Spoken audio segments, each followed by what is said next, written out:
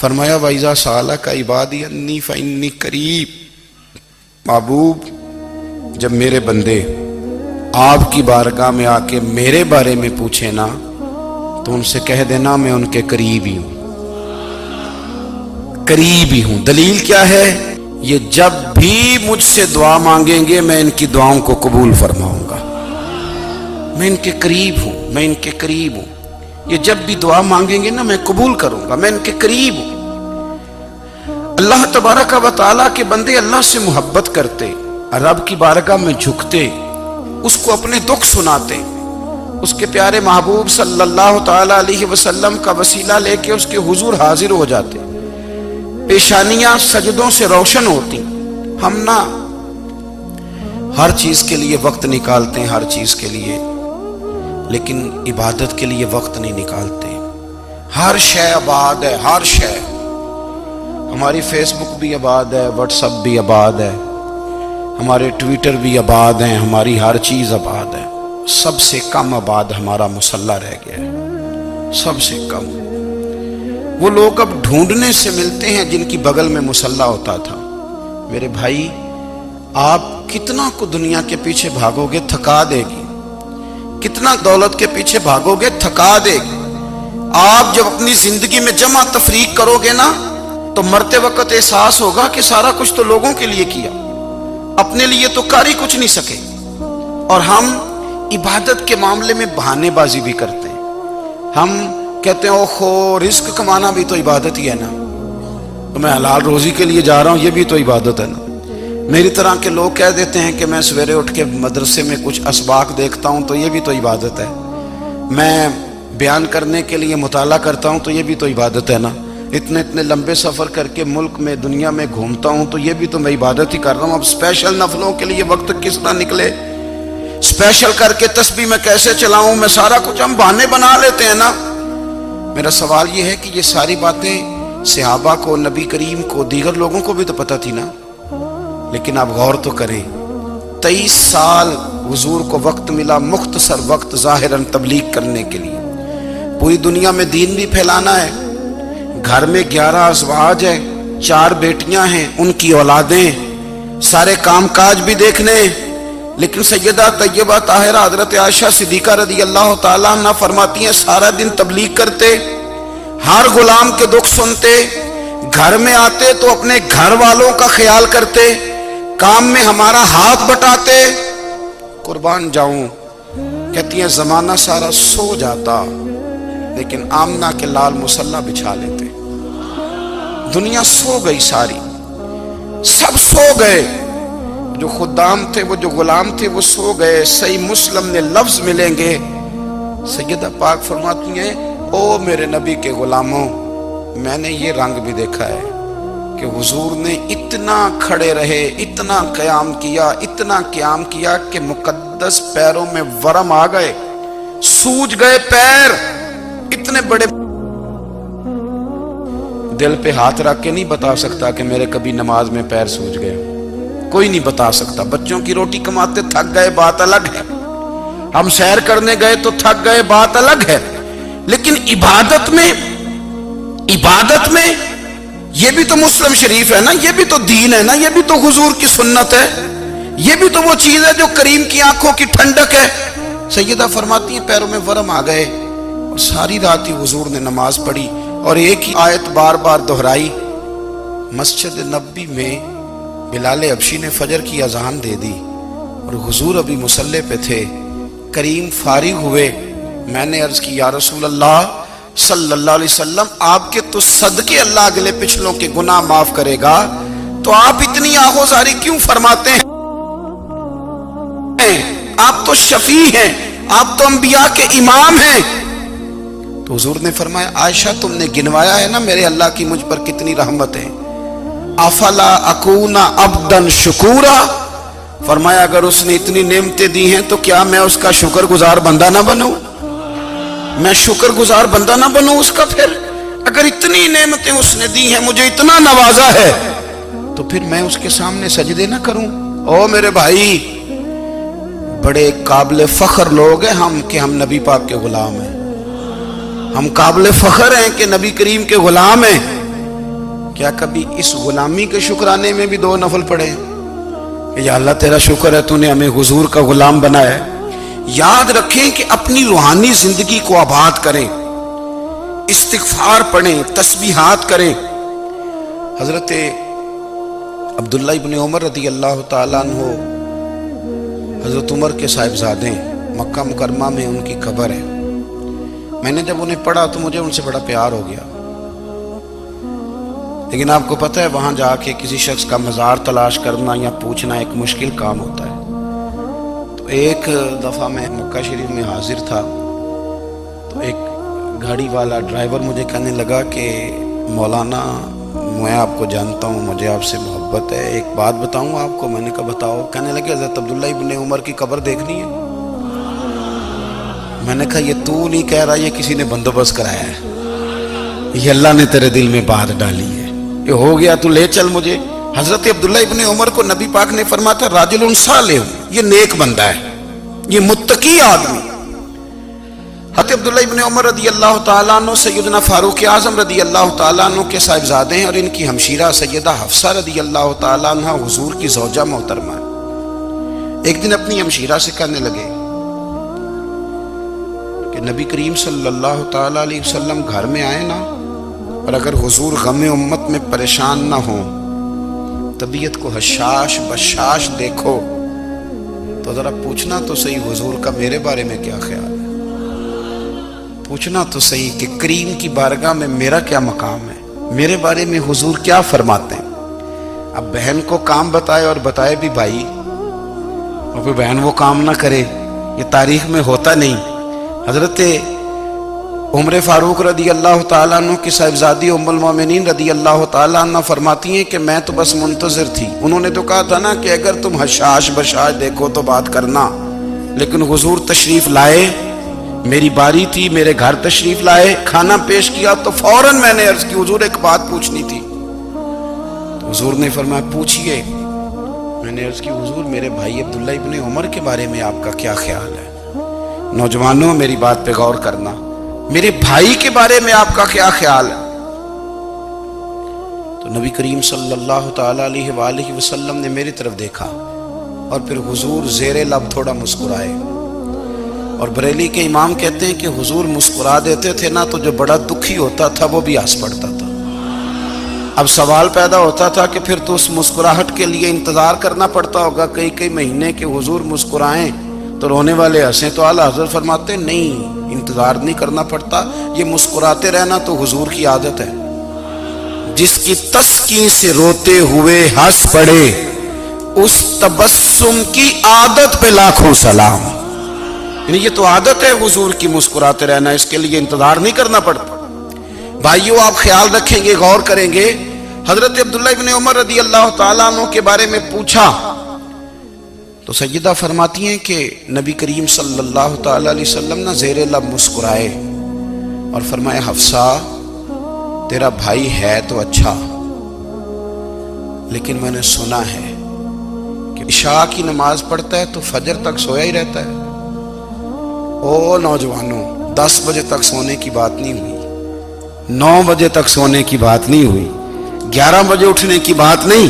حضور فرمانے لگے میں نے سنا ہے کہ عشاء کی نماز پڑھ کے سو جاتا ہے اور فجر تک سویا ہی رہتا ہے، اسے چاہیے کہ تہجد کے وقت اٹھا کرے، اللہ کی بارگاہ میں حاضر ہوا کرے، آہوزاری کرے، سجدے کرے، عبادت کرے، اٹھتا ہے اور فجر میں جا کے اٹھتا ہے۔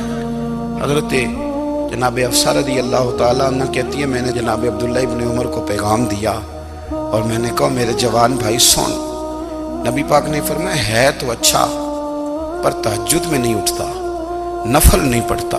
او میری ملت کے جوانوں، مزہ نہیں آ جاتا جب ساری دنیا سوئی ہو، ساری دنیا، اور بستر بھی گرم ہو اور نیند بھی پورا غلبہ کر رہی ہو، اور اچانک گھنٹی بجے دماغ میں، آنکھ کھلے، گھڑی پہ نظر پڑے، 3:30 4 بجے کا پیغام گھڑی بتائے، اور کوئی چڑھتی جوانی والا اٹھ کے وضو کرے، اور جب وہ مصلی کھول کے بچھائے تو مدینے والے محبوب کہتے ہیں کہ ہر نماز پہ رب ثواب دیتا ہے، اور جو اٹھ کے تہجد کی نماز پڑھے اسے دیکھ کے تو رب مسکراتا ہے، جو اس کی شان کے لائق ہے، جو اس کی شان کے لائق، وہ مسکراتا ہے، خوش ہوتا ہے کہ میرا بندہ تہجد میں اٹھ گیا، وہ مسکراتا ہے۔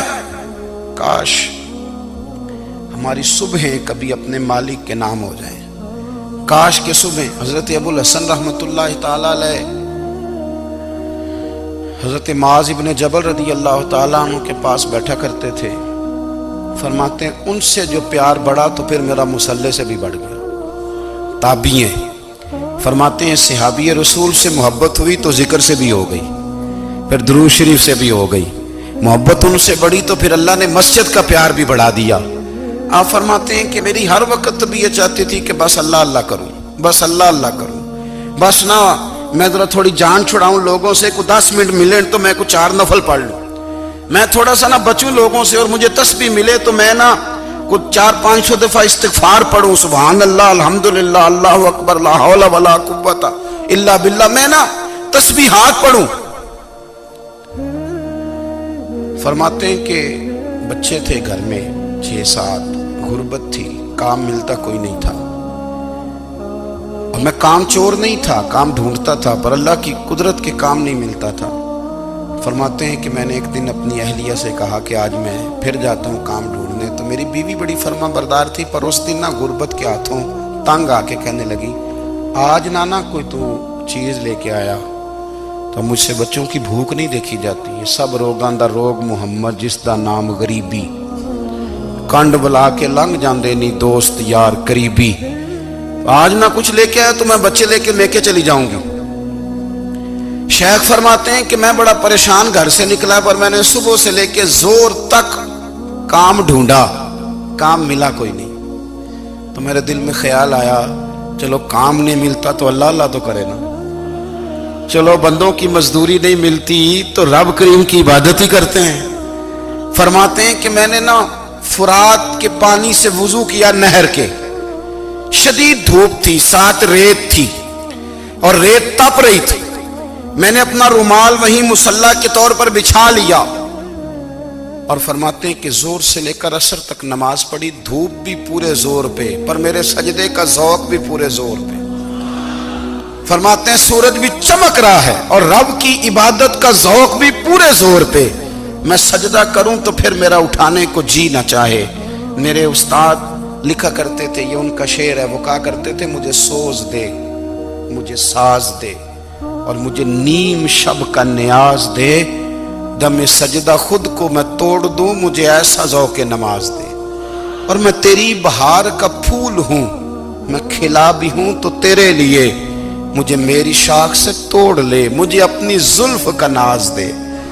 بھائی فرماتے ہیں کہ عصر تک میں نے نفل پڑھے، دل ڈھلنے لگا، عصر کی نماز پڑھی اور میں وہاں سے چلا۔ اب میں جب نکلنے لگا تو دل میں خیال آیا کہ چھوٹی چھوٹی دیواریں ہیں گھر کی، بغیر کچھ لیے جاؤں گا تو بیوی دور سے دیکھے گی تو شور کرے گی کہ پھر خالی ہاتھ آ گیا ہے۔ کہتے میں نے اپنے اسی رومال میں جس پہ میں نے نماز پڑھی تھی نا، رومال میں کی آخی دے پنجابی جسافہ کہتے ہیں، اسی میں نا میں نے کچھ ریت بھر لی کہ وہ دور سے دیکھے گی تو سمجھے گی کچھ لے کے آیا ہے، چلو جا کے اسے بتا دوں گا کہ آج پھر مزدوری نہیں ملی۔ کہتے ہیں وہ ریت لے کر جب میں گھر میں گیا تو پہلے بیوی دروازے پہ کھڑی ہوتی تھی، پوچھتی تھی خالی ہاتھ آ گئے ہو؟ آج میں نے دیکھا تو ہے ہی کوئی نہیں۔ فرماتے ہیں میں اندر داخل ہوا، سلام لیے، کونے میں نے وہ رومال رکھ دیا اور میں نے آواز دی کہ بھلی مانس کہاں ہو؟ تو وہ کہنے لگی آپ منہ ہاتھ دھو لیں، میں روٹی لے کے آئی۔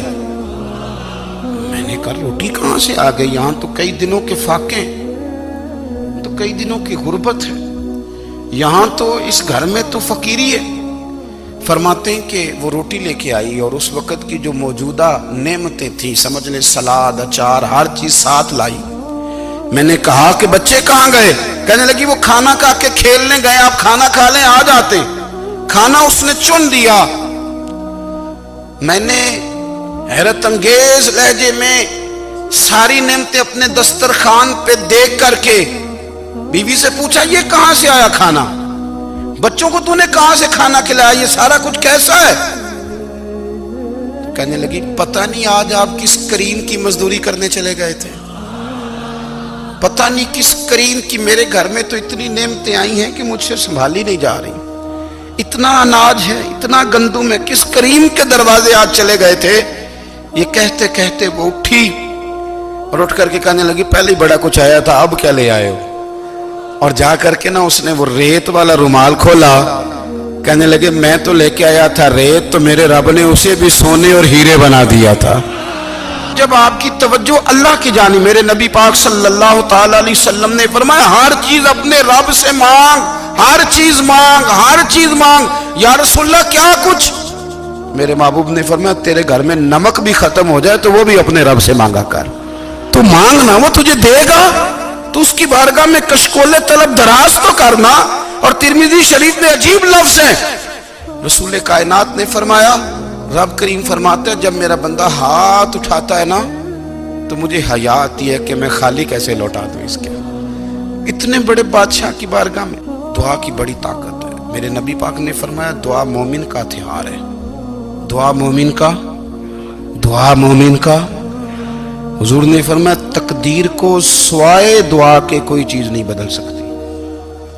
دعا مومن کا ہتھیار ہے، یہ کافر کے پاس کوئی نہیں، یہ ہتھیار ہے مومن کا۔